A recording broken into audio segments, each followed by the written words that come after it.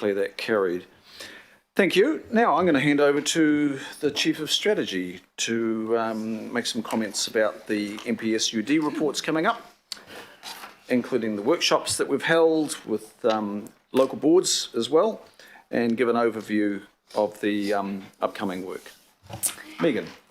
Thank you, Mr. Chair. So just again, I just wanted to wrap these next three reports together, just so that you can, I guess, read them and consider them together, because they're all part of this National Policy Statement on Urban Development. This is the prescriptive bit, the one that the government gives us some flexibility in some areas to make some decisions on. There are other parts where they are mandating us to do things, and probably this next report is effectively a mandate one.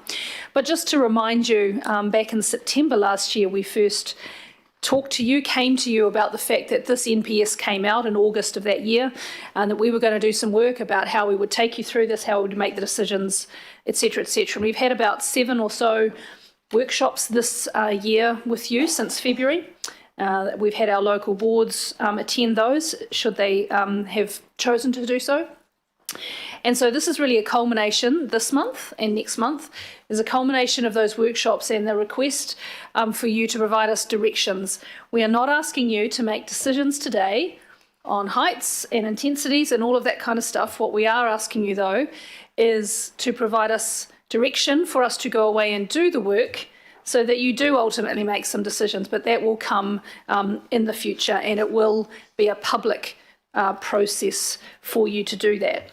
So today we are asking for your direction, but clearly in doing so, we are travelling in a direction of change, and the government through this NPS is requiring us to do that.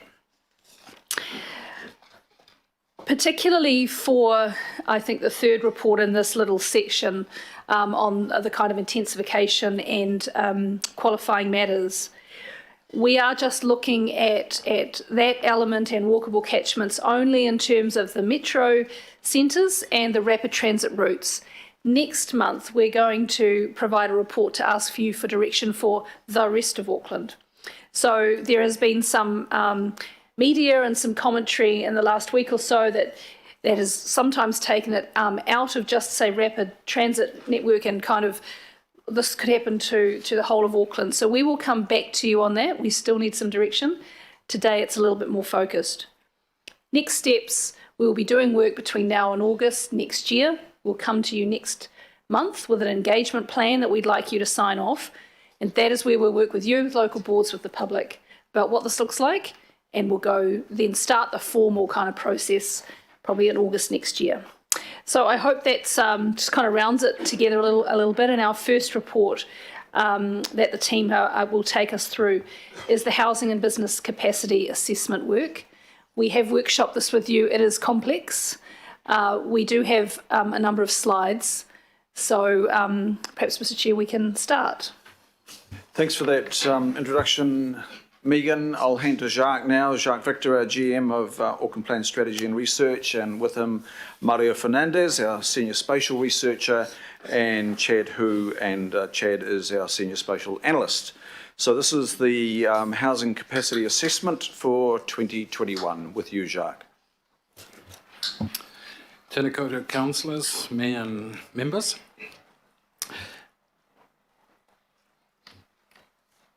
I'm going to start by just reminding you at its most basic level what the NPS urban development is about. It's about creating competitive land and housing markets. That's the idea behind the NPS. So the report in front of you deals with one very particular aspect, and that is the housing and business assessment that we need to do. And the other two reports will deal with some of the other matters. This is, as the chair said, purely a technical exercise.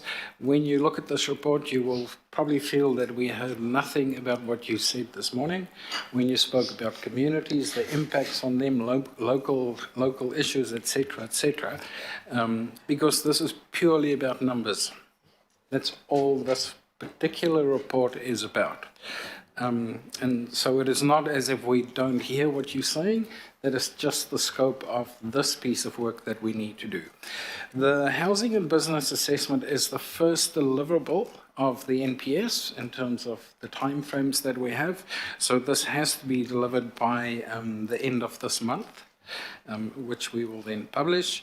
The next date for deliverable is August next year. So first off the cab off the rank, and having this done by the end of this month.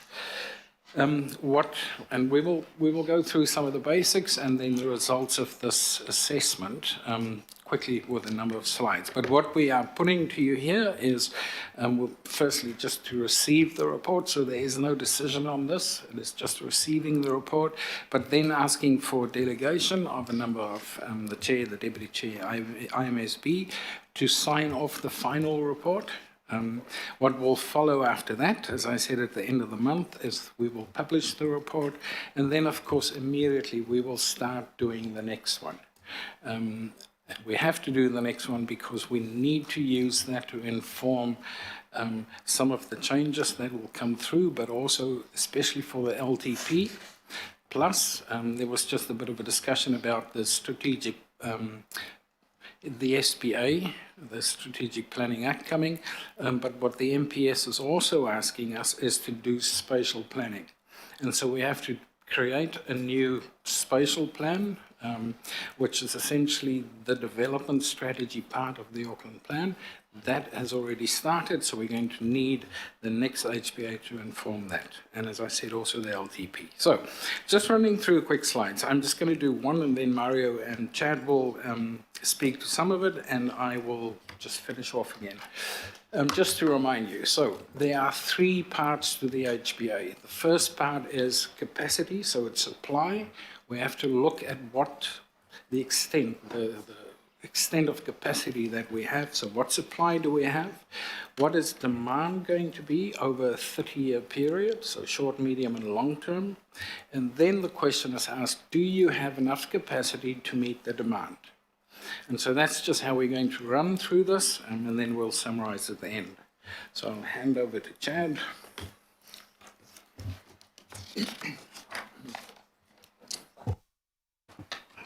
Kia ora, everyone. As Jacques mentioned, I'll be taking you through the two components of this HBA. First of all is how do we defining development capacity. And in this case, under the MPS, there are four components we have to look at. The first component is the plan-enabled capacity. So this is really just assessing our current operative plan, being the Auckland Unitary Plan, in terms of what development capacity has been enabled under the current planning provision. And the second bit is, of the assessed plan-enabled capacity, how much of them are actually being serviced by our existing infrastructure, or they will be serviced by our planned infrastructure, or for the long term, there are funding or indicators set aside to unlock further development potentials. And after assessing the infrastructure component, we have to look at whether those development capacity are commercially viable. And in particular, the MPS has stressed that we have to use today's or current cost and price component to evaluate whether they're commercially viable to be developed. And lastly, once we apply the commercial viability test through over our capacity, what is expected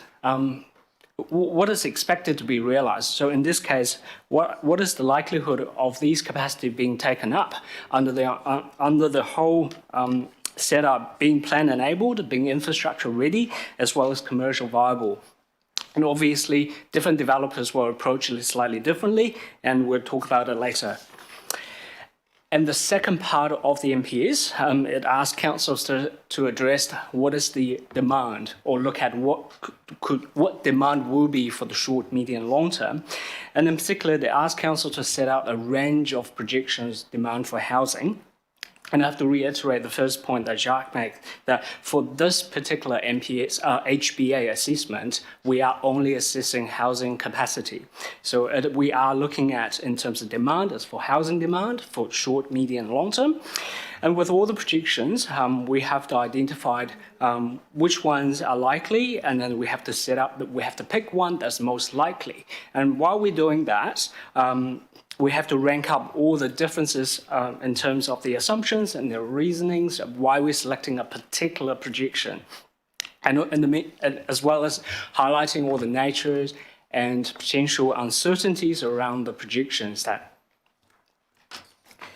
And bear in mind, this is not a sequence process. Everything is a parallel process in this case, because you have to look at what are the projections available that we can assess. But in the meantime, we have to set up the criteria, which ones we should be looking at and which ones that we should be dropped, because it might not fit the current understanding of our housing market or demand assessment.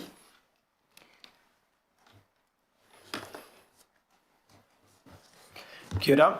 An important component within the NPS-UD, and it is explicit in this body of legislation, is affordability. And at the same time, it posits a wide scope of actions within the HBAs to explore affordability tied with competitiveness of land and housing markets. In particular, the generation of evidence to inform long-term planning. The premise of the NPS-UD revolves around sufficient development capacity to meet expected demand for housing. Now, to assess sufficiency of capacity and consequently affordability, we first have to identify or explore whether the new dwellings that are feasible to enter the market will actually be bought by someone. The core of our modeling approach and the whole exercise within the HBA then relies on the linking between a feasibility and then a demand model. Specifically, the demand model sets up the interaction between supply extracted from the development capacity that was run by Chad and the demand at multiple price points and locational preferences. That is, the model can accommodate the potential incompatibility between purchase power of households and the prices of the new houses that may enter the market. And it is going to provide a better picture of what is reasonable to be realized. To explicitly assess affordability, we will focus then on the market outcomes for a particular population group, because we need a benchmark, we need a reference. The intermediate household market, that is, private rented households with at least one person in paid employment who cannot affordably purchase a dwelling at the lower quartile price at standard bank lending conditions. That is, households who cannot purchase a house priced at $770,000. Because to be able to buy at that price level, households would need an income of at least $132,000. Therefore, the demand model assesses the market outcomes and the sufficiency of the development capacity and addresses other policy questions. Namely, are the prices of new dwellings actually affordable to target or specific population groups? Second, does sufficient feasible capacity actually translate into better affordability for all households? Finally, does affordability improve because of new dwellings entering the market, because of greater land releases or development opportunities, as prescribed in the NPS-UD?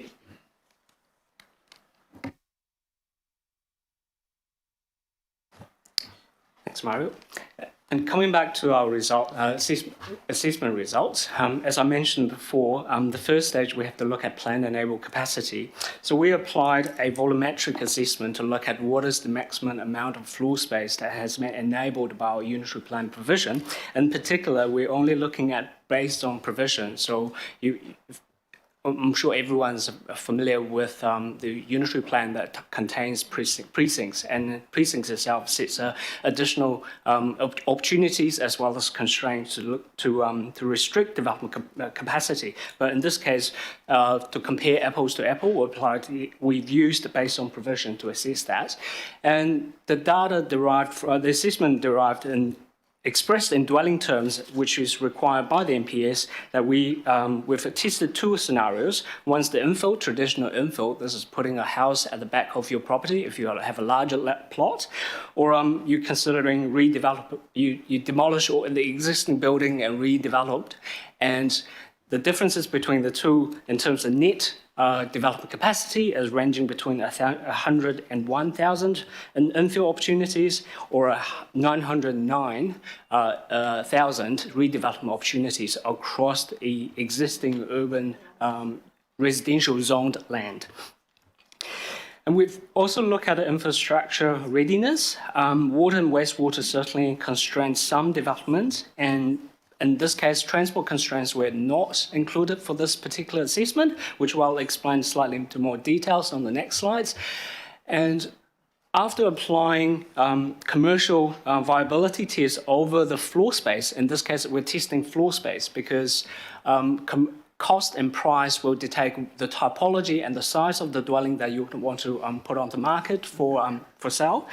And that the number derived is ranging from 840,000 dwelling units going by the maximum profit scenario, or 1.4 million dwelling opportunities using the minimum priced scenario. So it's a vast range. Again, the combination of typologies and locations come into play in this case. That's why you're seeing the differences in terms of numbers when we compare to the plan-enabled capacity. And of the expected to be realized, this is particularly tricky. We've trying to match this with the demand assessment that we've got. So as you see on the screen, the number that we anticipate that to be realized is roughly between 300K and 320K over the next 30 years. This is in terms of this is guiding by our growth projections and household numbers as well as dwelling numbers. Next, we work with our CCOs, infrastructure providers, and in particular, this NPS has really set up the frame that we're only looking at infrastructure that's provided and controlled by territorial authorities. So national highways, motorways are not part of this assessment. And going back, looking at water supply, wastewater, and stormwater, the network bulk infrastructure is broadly adequate to cater for the projected growth over the next 30 years.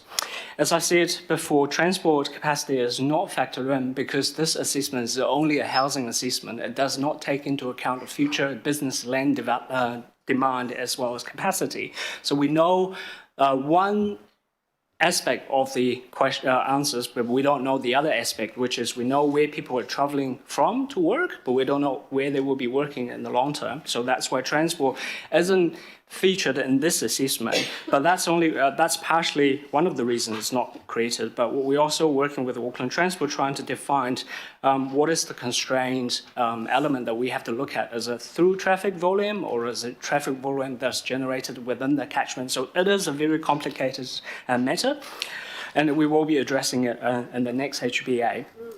And from our water space, which is this is the 3 water, if we're looking at bulk level, 57% of our infrastructure ready, so which means that our bulk network is able to cater the demand or the projected growth for the short term. And then once the interceptors, this is central interceptor or northern interceptor comes into play, which is part of our LTP, once that's provided, it further unlocks further opportunities, which is you see on the screen, which increases to 77%. And over the long term, when we factor in the 30 years investment program, pretty much 99% of the projected growth will be accommodated. Although constraints, they do exist, but we're working with our long-term plan as well as infrastructure strategy to unlock further capacity. And bear in mind we haven't looked at local infrastructure for this assessment because it's subject to quite a vast range of parameters as well as market conditions, and what is the end product of our housing that's being brought online within certain catchments. So, which may play a significant part of enabling growth. And then if we start, and this is coming back to the demand side, as I mentioned, we've looked at various projections. So starting from the pre-COVID Stats New Zealand projections. We've looked at median projection, as you see on the far side, left side of the chart. And we also look at the Stats New Zealand 2018 census-based projection. This is a post-COVID scenario, which was released at the end of 2020. And we've produced, as council family, we worked on this I11 version 6, which is the council LTP land use scenario, which guided our investment program for the next 3 to 10 years. After ranking all of them, we landed that I11 V6 we've been selected as the guidance demand projection we want to utilize, simply because there's so much uncertainty around the prolonged border closure. To put into a bit of a context, Treasury, roughly around similar time last year, Treasury has assumed that the border will be open in July this year, but the border partially open, but the border is still closed at the moment. So there's the level of uncertainty around there is highly uncertain, simply because it drives our migration number, but also will have an impact on the future natural growth in terms of population size. So giving all that on the table, we've decided that I11 V6 is still the current most up-to-date information that we can rely on. Obviously, as more information comes on, it will be featured in the next HBA that we will be changing this. And drawing back everything all together, from a hypothetical plan-enabled perspective, we have enabled enough capacity to accommodate the projected growth, and there is sufficient feasible capacity under the assumption that under today's market conditions, it is feasible. People can develop if they choose to. Whether they will or not, it's entirely up to their decision. As I mentioned before, the scenario test, we've only tested infill redevelopment as plan enabled, but we look at maximum profit and minimum dwelling price. This really just sits at the two extreme end of these two spectrums. How the real world functions is probably somewhere in the middle. We do this assessment, even though some of the capacity or sites that we've deemed that is not feasible, or maybe the plan has not enabled it, but it does not imply that development cannot occur or they won't occur. It's simply if a developer chooses to apply for resource consent to prove that all the adverse effects being mitigated, then the development can occur.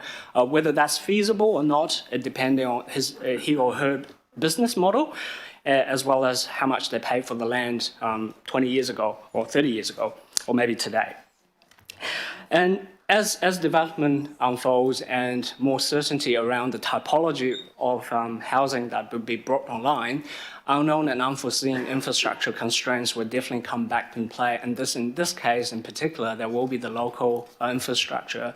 As council has mentioned, that local roads, local water network is definitely playing a card in terms of whether we are enabling growth or the current condition is restricting growth. I touched before about around uncertainties. Border closure is one of them, but as we see cost in material changes all the time, as a victim of this border closure, we've seen that material cost has gone up a fair bit. As a result, price has gone up. Labour market is forever in the debate.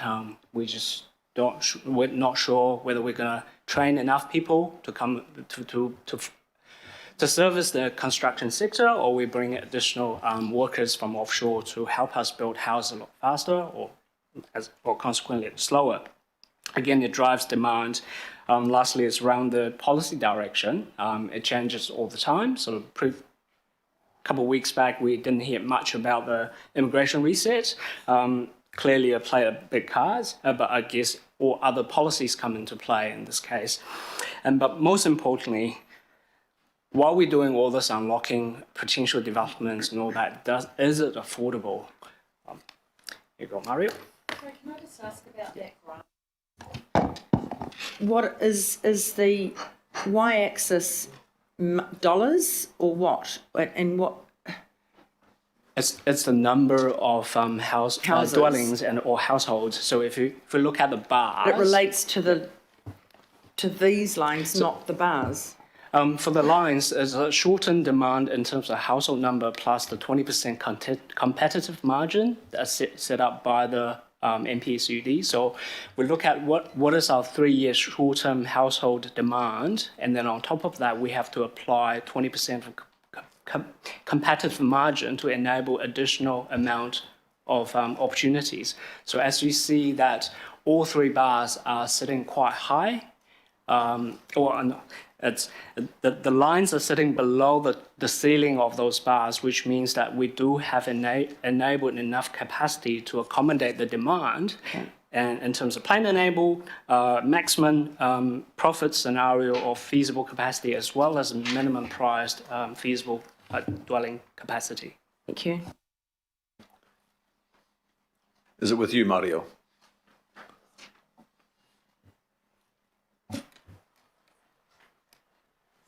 Thank you, Chad. Now, about affordability, a little bit of background first. The setup of the demand model and the simulations, they entail a housing market represented by a set of about 12,000 synthetic households and 6,000 new dwellings entering the market, the extracted from development capacity estimated by Chad. And this is a conservative number of the annual increment of additional capacity in Auckland. And I insist on this. The whole modeling exercise is an ex-ante analysis about the potential compatibility or discrepancy between the prices distribution of the new dwellings and the ability of households to buy those new dwellings. It will construct the metrics about what is reasonably expected to be realized, because, again, a dwelling will be realized only if it is bought by someone. I will discuss about this desirability of the outcome in a minute.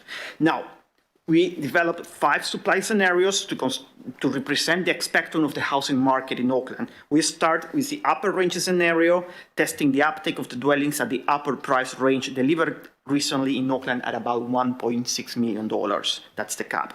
In the opposite end of the spectrum, we have the conditional affordable scenario, which includes the lowest price dwellings representing a developer setting the lowest retail price, but not necessarily the most profitable options. This can be considered a scenario driven by incentives to supply affordable housing. Now, we have 3 other scenarios that represent intermediate cases. The mid-range scenario, which tests the locations where dwellings can be delivered at a price cap of $1.35 million and reflects a large portion of the Auckland's existing housing stock. Then the full spectrum scenario that includes dwellings priced between $600 and $1.6 million, and the minimum price scenario, which includes the lowest price dwelling units that are still yielding maximum percentage of profit and aims to match supply and demand at the tail end of the housing market. Now, results in this table here shows that the higher prices in the upper range scenario imply that a large share of households cannot afford to buy a dwelling, hardly surprising. Out of the 6,000 additional feasible houses, only 392 would be bought. That is a rate of take-up of 6.5%, where the average price of the bought houses is $1.56 million, and the average income of those buyers is $214,000. As we switch between supply scenarios, we will observe that the lower prices result on a greater rate of take-up, lower average price of dwellings, lower average income of buyers, but at the same time, lower floor space. What we should know from these results as well is that even though the buyer's income decreases, the average income needed to become an owner, the lowest amount is $144,000 for the conditional affordable scenario on average, which is still 51% higher than Auckland's median household income, which is about $95,000. With the detail that the bulk of buyers correspond to couples or couples with kids, likely buying units with an average floor space of 62 square meters. Out of the number of the new buyers that we have in the first row of that table, we're going to extract those earning less than $132,000. That is the intermediate households, to assess affordability. We observe that this market segment is served only under the minimum price and conditional affordable scenarios, where we have about 800 or 1,700 buyers from this group, corresponding about 26 and 40% of all buyers. Let's keep these numbers in mind. What do these results mean overall? First, If we're going to talk about capacity to be realized, we must consider demand's capabilities to pay for those prices, which varies across the scenarios. A dwelling may not be realized unless there is someone who can pay for it, and the desirability of this market outcome may be higher if that buyer comes from the intermediate household market. Second, more houses entering the market does not imply that lower income households will be able to buy a house. Agreeing. Just because of market forces or just because of rezoning initiatives. Third, more houses entering the market does not imply that there will be more affordable houses for everyone. Prices are still too high for those earning less than the incomes indicated in this table, $144,000. Finally, as prescribed in the NPSUD, we still get market efficiency through the simulation of the demand model. We still achieve competitiveness in land and housing market, but the social outcomes are an important aspect somehow disregarded in the NPSUD, but revealed in our HBA. The NPSUD requires the councils to generate evidence and information for long-term plans. In context, let's recall our numbers. To inform about the capacity that is reasonable to be realized, the size of the intermediate market in Auckland is about 97,000 households, where $132,000 is the income required, household income required to affordably service a mortgage on a lower quartile price dwelling, $770,000. Updated numbers of the housing shortfall, this is breaking news, is 25,000 dwellings. We just saw in the last slide that between 800 and 1,700 intermediate households would become owners in the most ideal of the feasible supply scenarios. Now, simulations then reveal that, assuming first, no household growth over time, and second, that on an annual basis, the market in these two scenarios will deliver the same amount of affordable housing, 800 or 1,700, for these two scenarios, it would take about 15 or 31 years to fill the housing gap. Nonetheless, incorporating the average rate of growth of households, 2.2%, the supply of affordable housing should grow by at least 35% annually to fill the housing gap within a decade. For the same change to occur within a generation, about 18 years, growth should be at least 20%.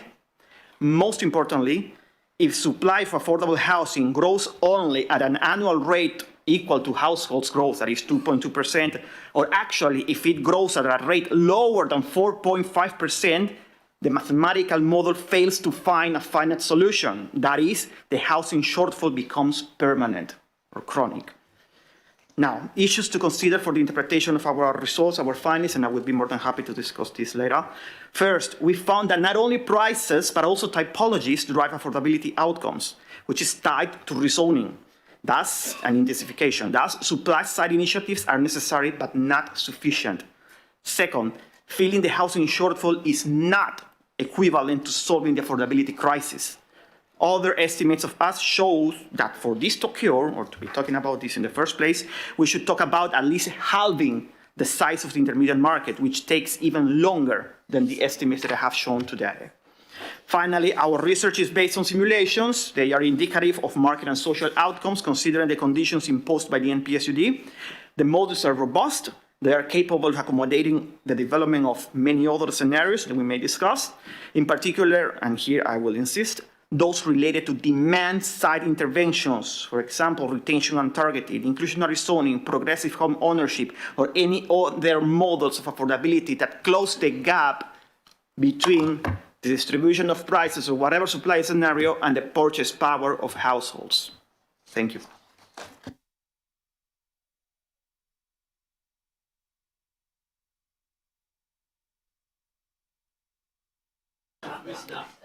With you, Jacques.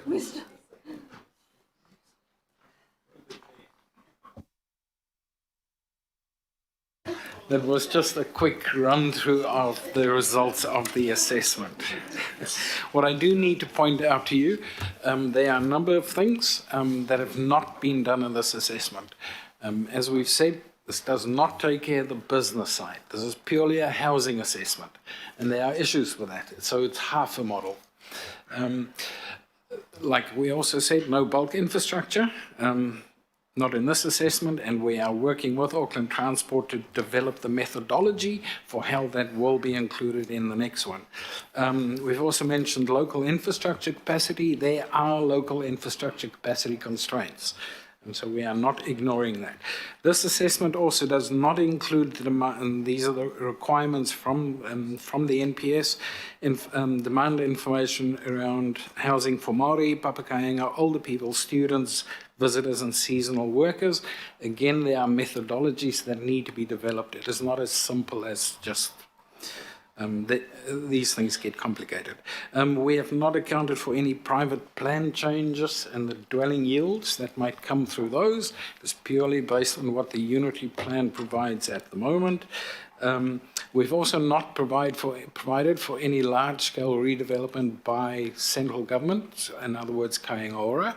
We use the base zone of the unitary plan, not what they may do more in addition to the base zone. And then again, just want to make the point,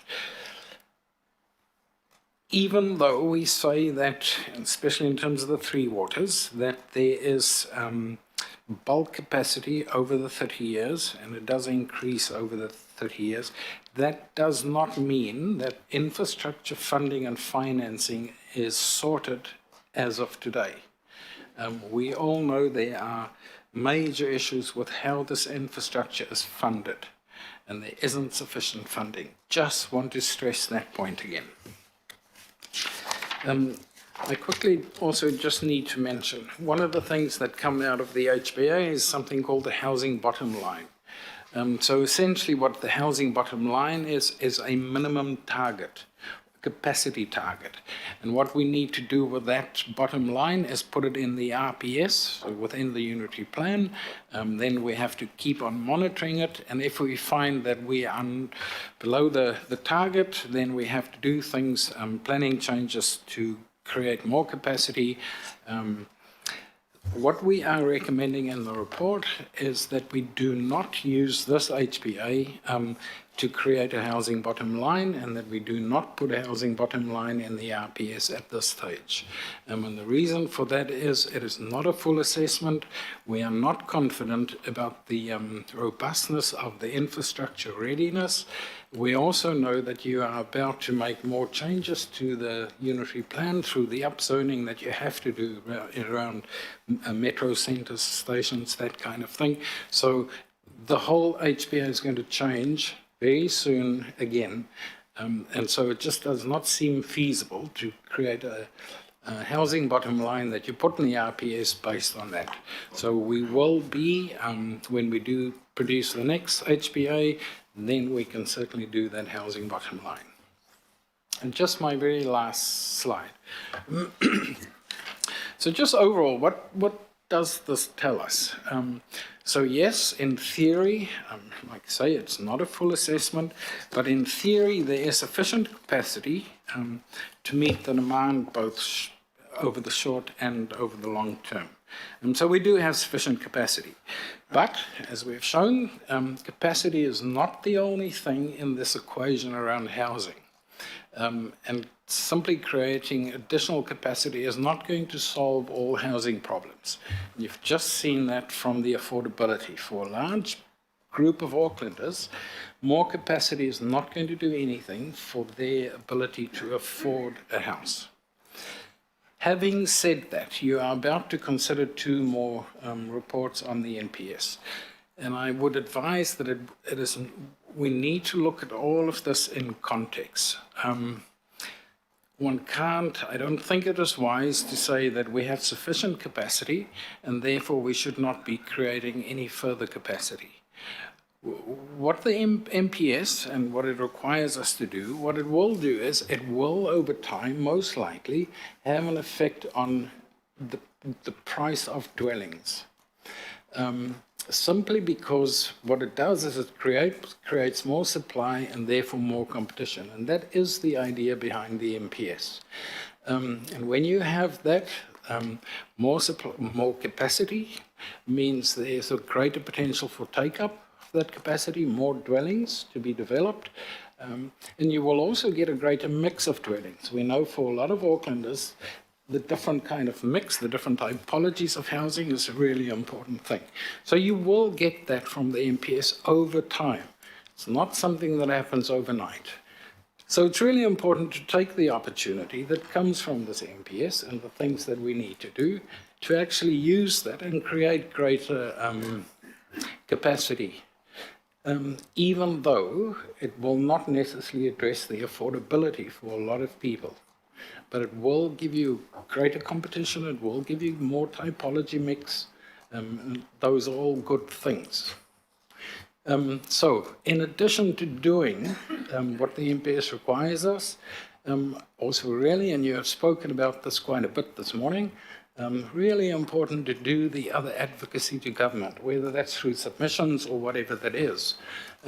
That things have to be done about affordability. There are other levers that we have to pull and that central government has to pull.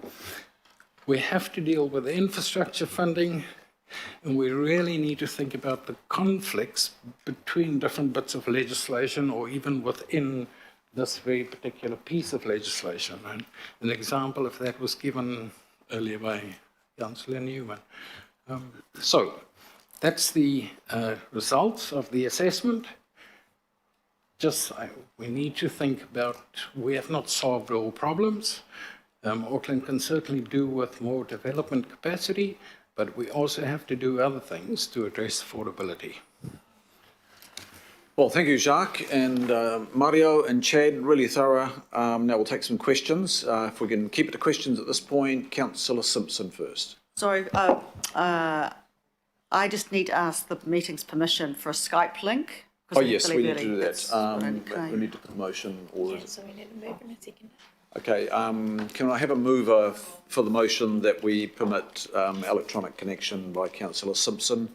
Councillor, just by way of explanation, Councillor Simpson's got a commitment and then she will be back with us.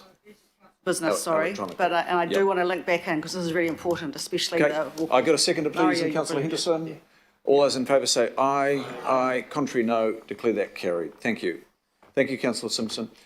Councillor Newman with a question. Couple of questions. Jacques, what's the timing of the next report back, which is going to address the infrastructure supply constraints, please? What's your timing? In terms of the NPS, we have to do it by 2024. We will do it before then because it has to feed into the LTP. So probably early as 23. Sorry, in 2 years. Right. Well, in 2 years' time, or if you can get it back sooner, it would be very, very good if we need to be able to have Watercare or whatever the organisation is going to be, and Auckland Transport at the table to test the assumptions behind the infrastructure, enabling infrastructure, or the constraints on that infrastructure, please, because I think that's very important. Mario, thank you very much for your presentation. I take it from what you have said that there is the potential for increased competition in certain parts of the housing market, predominantly in those parts of the housing market where the price of housing produced at that quintile, I think, look at 5 scenarios, would be at a point which is well in excess of the capacity of most people to afford it in that intermediate housing market. Is that fair? In other words, the competition is there, but the competition is for a housing product that a lot of Aucklanders who aspire to own their first home won't be able to afford that.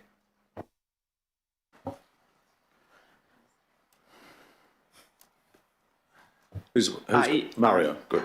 Yeah. We have had a debate about whether increasing the number of available units will actually increase competition, which is, yeah, we agree on that. But competition also implies that households will be searching and bidding for the same house. And when I say households, I mean anyone from the intermediate markets, any other relatively richer or wealthier households. And that behavior, when you go to an auction, obviously the one that is going to win is the one with the higher income or the higher level of wealth. So that's how the model operates, and basically that's the interpretation of the inherent assumptions of the model.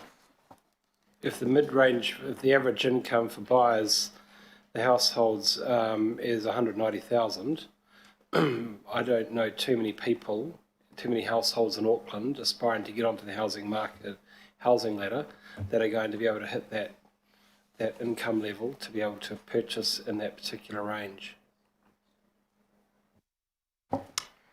Could you elaborate a little bit more, please? You're talking about a house price, average house price of about 1.336 million, with a floor space of 180 square metres. That's one particular type of housing. That's very, very expensive for most Aucklanders, even for Aucklanders on quite high incomes. That's quite a big jump. For those who aren't on that housing market, that particular housing product, and there might be more of that coming onto the market. In fact, prices go up, there might be more, developers might want to get into that particular end of the market, but the number of the people who can afford to buy in that market is limited. It's limited not only in terms of the amount of properties that they can go and bid for at auctions, but just their inability to get to the point where they can save the deposit to purchase. They're just nowhere close, and they never will be. It's a fair interpretation, yes. Thank you. And Councillor Hills, please. Thank you, and thanks again for the very depressing but very important information. Just my questions on the figures and what we're going to use to take forward to our decisions. I guess why don't we use the higher, why wouldn't we use the high projections? Because we have been wrong in the past. The other thing, does it include the 40 or so thousand dwelling shortfall that we have in Auckland already? Should that be added on? And also, does it include, because much of your numbers say redevelopments, so could you assume that by taking away 3 or 4 houses and buying and building 15, which is great, are we including the, say, 50,000 dwellings we're taking away to build the 300,000 on top of those what were dwellings? So is that added? Because that would be another 100,000 dwellings we're missing. Just to address the capacity numbers to start with, the data that we presented today is net capacity. So the existing dwellings that's been demolished, it does get calculated in our process. So we're only reporting on the added numbers from a capacity perspective. And as in terms of demand side, we can certainly look at the high demand scenario. In fact, the current Stats New Zealand view of the high demand is sitting at 2.7 million people as of 2051. And on average, that's a 33,000 net increase of population. So whether that 33,000 people will arrive in Auckland, within Auckland's catchment, at the moment is certainly unsure. We don't know. It's certainly it's uncertain. And just going back by the historical migration data coming from Stats New Zealand, for Auckland's case, over time, starting from God knows how long that they started tracking that number, 20,000 is sitting at the 50th percentile. So it does fluctuate going up and down, depending on immigration policy, depending on what happens to the rest of the world. So yes, we can look at the high demand, but at this very moment, the data and the trend does not suggest that we will be heading at 33,000 on average, because you have to take into 40,000 or 50,000 per annum, and it does trigger a very heated debate in Parliament in terms of what is the correct number, or whether we start talking about immigration policies or population policies, and that's I don't know what is an appropriate word to describe. It will be a heated debate in that sense. So that's why we've selected a median scenario for this HBA assessment. And do we include the 40 or so thousand dwellings we are down based on the Ministry of Housing?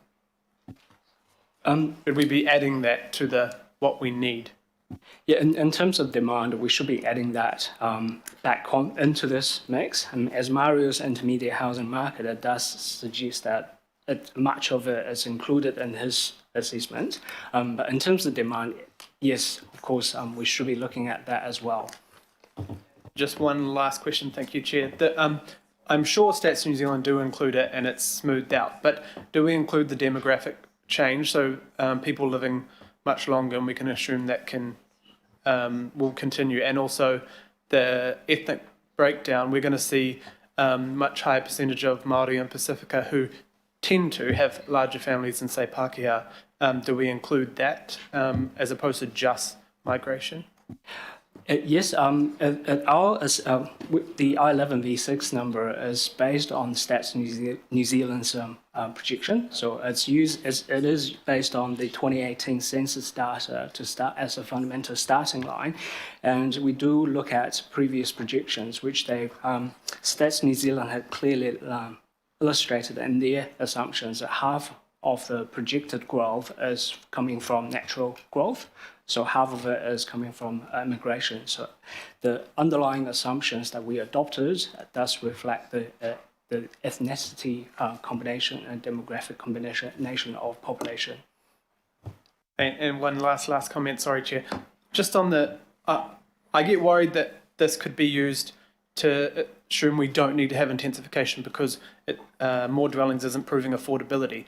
But I guess my question, and I asked it in the workshop, if we don't have the intensification, then it would even be worse. Because, even if you're considering two $2 million properties, putting apartments on, and you get, say, 11 $1.2 million apartments, that's still quite a significant drop in it of housing at a different price.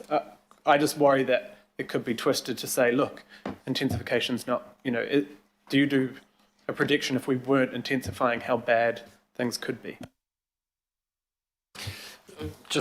That's quite correct. And to add to that, what it also does is give greater choice. Yeah. Okay, thank you. Councillor Casey. So depressing.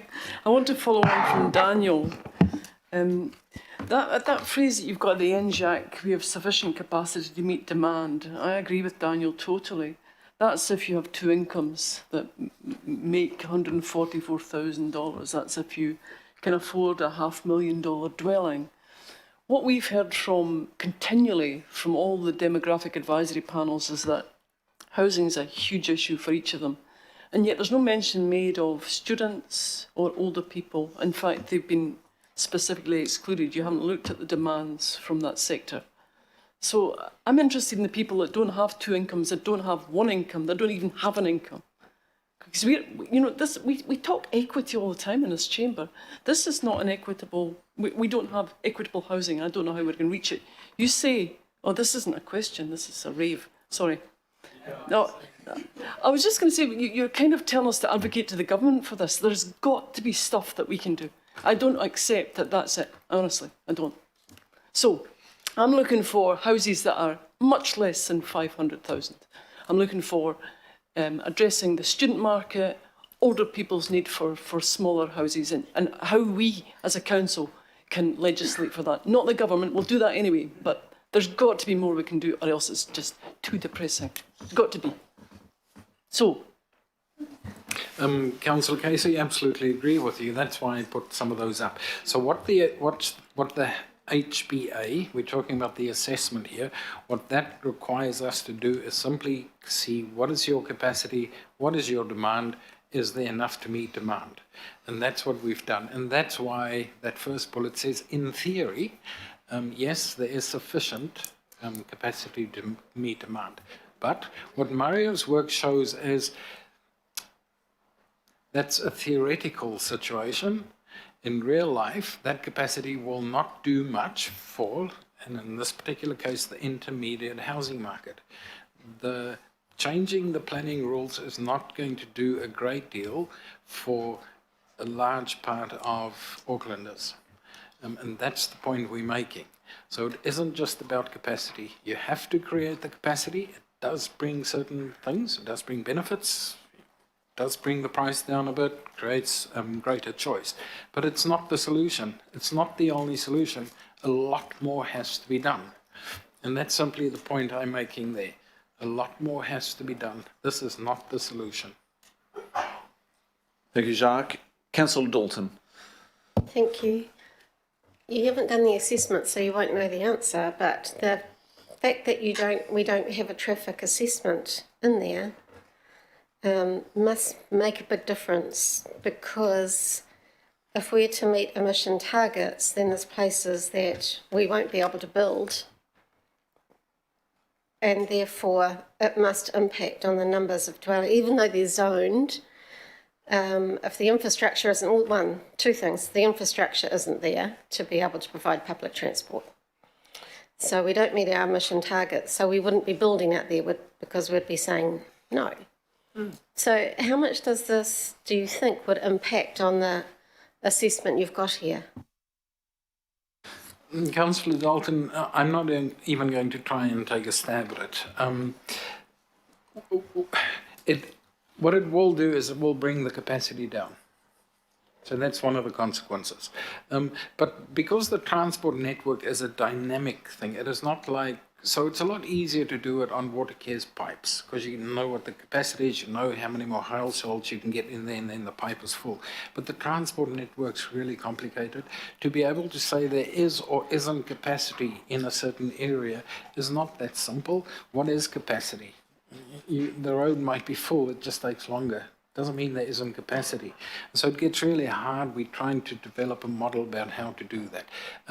But when we have that, what it essentially will do is it potentially, most likely, will bring down the capacity. So we'll have less capacity because of the transport constraints. I can see Mario wants to add something. Sorry, not Mario, Chad. Just probably two more points to add it onto Jacques' points.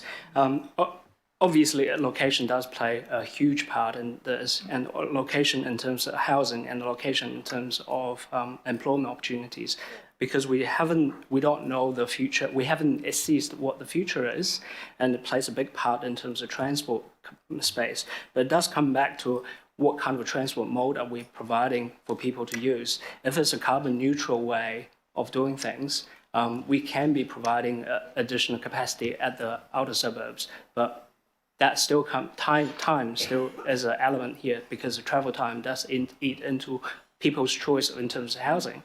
So the HBA is assessment of our current policy setting and is a tool to assess our future policy setting. So if we don't have those policy setting in place, it will be very difficult to answer those questions in terms of whether transport or carbon emissions or carbon footprint will have an impact on our capacity.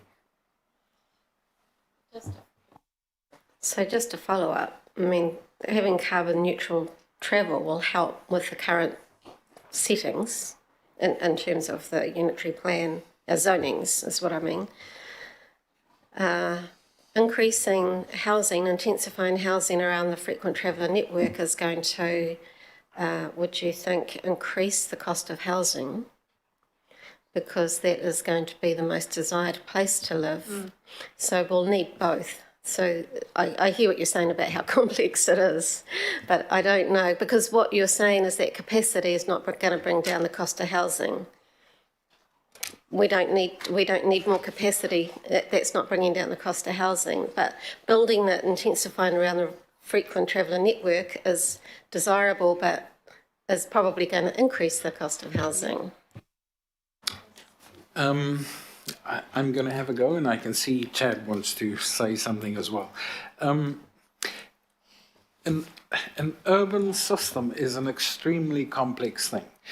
In theory, I can say yes, if you intensify, develop more dwellings, or enable more development around a transit station, yes, prices will go up because more people want to. But I can also say if I flood the market in that area, it might actually bring prices down. So it's not a one-way thing. I can't just, yes, it'll make things more expensive. The system is really complex, and that's why we keep on stressing this is simulation, this is modeling, this is not real world. What each developer, landowner does, we simply can't account for that in a model. We build a whole number of scenarios and we put a lot of different assumptions in, but you can't cover each and every person and what they're trying to do. So this is modeling. The one thing that I do want to say, I am not saying, so it's something you said, Councillor, I'm not saying there's sufficient capacity and we shouldn't do anything more, because additional capacity will have no effect on house prices. I'm not saying that whatsoever. It most likely will, over time, have some effect. I can't say what that effect will be. What I am saying is, and that is what Mario's work is showing, for a certain sector of Aucklanders who have a certain income, what the modelling shows is the price level at which new dwellings will be delivered. They cannot afford that. And so capacity will help some people. For a lot of people, capacity will not do anything. And so we need to do other things other than more capacity. That's what I'm saying. Thank you, Councillor, for the question and the very thorough explanations. We'll now go to Councillor Walker. So what I'm picking up from this, correct me if I'm wrong, is that there's more than enough capacity, but a large number of people can't afford it. That's basically what it amounts to. So if that is the case, and part of the purpose of this is to communicate this information to government, can we communicate it as bluntly as possible to government? But equally, we need to actually speak to particularly the public of Auckland to make them much more aware of this, because all of this is political. It's a political game in large part. So I've got some confidence in what you've done. I think it's very good, but can we explain it fairly simply and reduce it down so that it hits the government between the eyes? The other concern that I have, and it's based around the experience with the special housing areas, and I'm picking up on this assumption that the National Policy Statement for Urban Development will actually make matters better. If we have a circumstance where there are limited supply of building materials, labour, a whole range of things, realistically what happens if you bring on more land, and it was the notion of the special housing areas, it actually generated speculation on that land. So the cost of that land went up dramatically. And the developers priced that in because you had sales from one developer, excuse me, to another. So I have a real concern that in a situation where you've got low interest, you've got a greenfields market that's based around house and land packages, you've got a brownfields market that increasingly is based around the delivery of apartments by developers, and these people aren't silly. They will deliberately restrict the supply coming onto the market. They're not going to want to sell if they can't maximise. Councillor, can you reserve that for the speaking turn, because this is for questions now. So my question points. is, and it goes to the assumptions that you're making, are not those factors real world factors that we should be considering in our model and what we put up to the government? Who might reply? I will. Thank you. More like a comment, and I will follow up also on Councillor. I'm sorry, cannot see you. I was Councillor label. No, you. No. Councillor Dalton. Yeah, now wearing my glasses, and anyway, I agree with you. I mean, I will be myself right now. That's enough. Yeah, that's why I have become an annoyance to some people because I'm the one of the few that is always talking about let's look at the demand side of the market, not only the supply side. We have a gap there. We have for a decade we have been talking about special housing areas, Kiwi build, loan-to-value ratios, and many other things. And we have seen the effects on affordability. They have been very small or negligible. Sorry. There are market segments. It is not accurate. It's not appropriate to talk about just one market. Market segments, and this one that we have been talking about is the affordable market segments. The actors, that is, those developers, are potentially going to be different to those that are in the rest of the market, especially houses that are relatively more expensive. At the same time, we have demand side measures that have been applied abroad in Europe, in the UK, in the US, to cap those potential increases because of rezoning, and that is inclusionary zoning, with its many phases. The progressive home ownership schemes, shared ownership schemes in the UK, the shared equity schemes in Americas. So why are we not talking about that? And there's research on those areas that are going to be incorporated into the new version of the model that compared to the one that was developed in 2017, and that is going to add information and input to the whole policy discussion we've been having. So, and how that is going to be translated into sales prices. So, yeah, that's what, I commit myself to do. Thank you. Okay, there's no further questions. Been a good session. Thank you, Jacques and Mario and Chad. You're welcome to leave the table now. Sorry, Jacques, please stay there. We need to put up the motions, please, the recommendations, because there's been a change. Jacques, or an addition. Jacques, can you take us through the addition, please? So this is moved by member Henare. Actually, would somebody else like to second this? Do I have a second? Okay, Councillor Dalton, take Councillor Dalton as a second. And Jacques, can you take us through the E, please? Mr. Chair, I'll just do that. No, look, it's a reflection of Member Henare's request for something more specific around housing for Māori. I believe he's happy with that, but Chair, you may wish him to speak to that or at least explain his thinking, but we support it for what that's worth. Okay, thank you. So it's been tested with the staff. Member Henare, do you want to speak to that, or should we take it as read? No, it's okay. I mean, it's pretty self-explanatory. Yep. Okay, does anybody have any questions of the staff on that particular edition? Because we didn't have it up before. I just want to make sure that you're satisfied.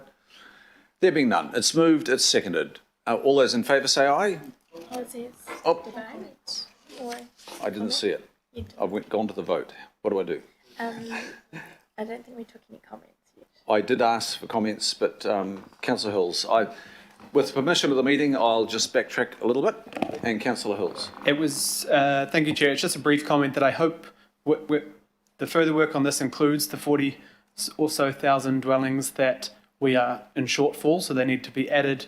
I would prefer to go as high a capacity as we can because we know that we actually don't develop in all the areas that we open as they go.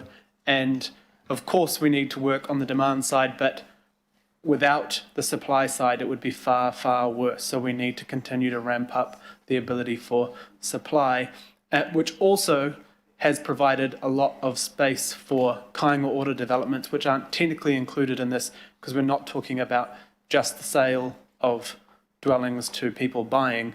The supply side has enabled in intensified areas such as Northcote and Roskill, Mangere, other Tamaki, significant uptick in affordable housing, as in Housing New Zealand kāinga order housing in spaces where there's good transport. And we couldn't have done that without the unitary plan. So I think we need to make sure we're thinking about that as well. Thank you. And I now have Councillor Fletcher, please, to speak to this. Sorry, mine is not to speak to it. Mine was just simply a question on clarification. Now, I've missed that chance, it seems. officers have left. Can we get that clarification question in writing, and then we will put it to the I'm the happy. officials? I'll just leave it, and I won't request an answer, but I want to be quite clear that having listened intently to this work, what it's making, what I want clarification on. So if you are a nurse, if you are a teacher, if you are a police person in Auckland, the affordability issue is going to really not be, we're not addressing where some of that real need is. So I just really want to be clear on some of those levels of income and its correlation to the report that we've just heard. So I will put it in writing and wait for a response. Thank you very much, Councillor Fletcher. Now, I think I was in the middle of the voting, and I think all those in favour say aye. Aye.